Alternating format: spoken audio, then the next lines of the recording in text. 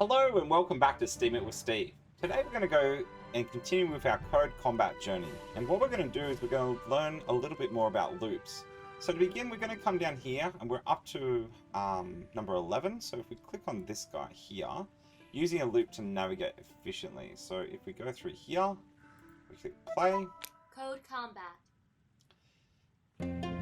And yes, it looks like, again, we're doing another loop. So it looks like we've got to move 2 across, then 1 down, 2 across, then 1 down, and then 2 across. So Hero Must Survive, need to do it under 5 statements.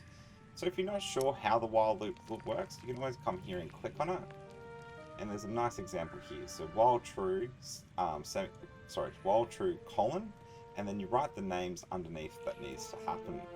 So if we go here, we're going to go while true. And we want the hero to move right.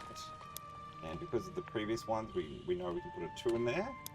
And then we go hero.move down. And instead of 5 lines, it looks like we've done it in 3. So let's see what happens now. Move right. Move down. Looking pretty good. Move right. Move down.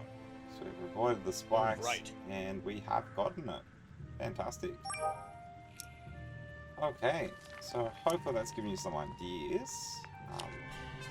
We go back to the main map. It means that we're up to number 12, the Dreaded Door. We also have a concept challenge. Cool, so probably do the concept challenge and see how that one goes for our next one. So hopefully you picked up something on how the while loop works there. See you next time on Steam It with Steve.